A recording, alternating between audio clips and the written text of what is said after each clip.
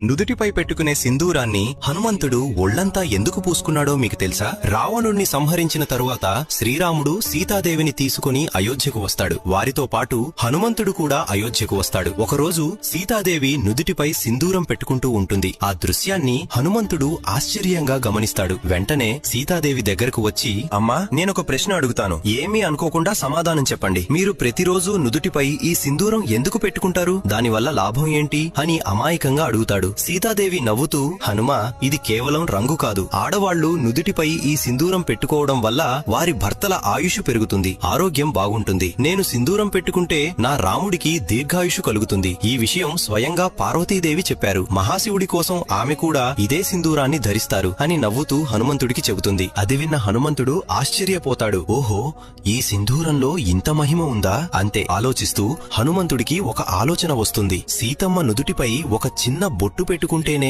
నా రాముడికి ఇంత మేలు జరుగుతే, నేను ఒళ్లంతా పూసుకుంటే ఇంకెంత మేలు జరుగుతుందో అని ఒక్క క్షణం కూడా ఆలస్యం చేయకుండా సింధూరాన్ని తన 2 చేతులతో తీసుకుని ఒళ్లంతా పూసుకుంటాడు. అది చూసి సీతమ్మ ఆశ్చర్యపోతూ వెంటనే పొరుగెత్తుకుంటూ వెళ్లి శ్రీరాముడికి జరిగింది చెబుతుంది. కొద్దిసేపటికి ఒళ్లంతా సింధూరంతో నిండిన హనుమంతుడు అమాయకంగా నవ్వుకుంటూ రాముడి దగ్గరకు వస్తాడు. అలా హనుమంతుని చూసి శ్రీరాముడు హనుమంతుడి ప్రేమకు ముగ్ధుడైపోతాడు. శ్రీరాముడు చిరునవ్వుతో, ఎందుకు హనుమా ఇలా చేశావు అని అడుగుతాడు. హనుమంతుడు అమాయకంగా నవ్వుతూ అంటాడు, మీకోసమే స్వామి. సీతమ్మ నుదుటిపై ఒక చిన్న బొట్టు పెట్టుకుంటేనే మీకు ఇంత మేలు జరిగితే నేను ఒళ్లంతా సింధూరం పూసుకున్నాను. ఇప్పుడు మీరు ఎన్ని ఏళ్లైనా ఆరోగ్యంగా ఉంటారు అని అంటాడు. ఆ అమాయక మాటలు విన్న శ్రీరాముడు హనుమంతుడిని ప్రేమతో కౌగిలించుకుంటాడు. అందుకే ఈ రోజుకి కూడా మనం సింధూరంతో నిండిన హనుమంతుడి విగ్రహాన్ని భక్తితో పూజిస్తాం. హనుమంతుడు అంటే మీకు ఇష్టమైతే కామెంట్లో జై బజరంగబలి అని రాయండి.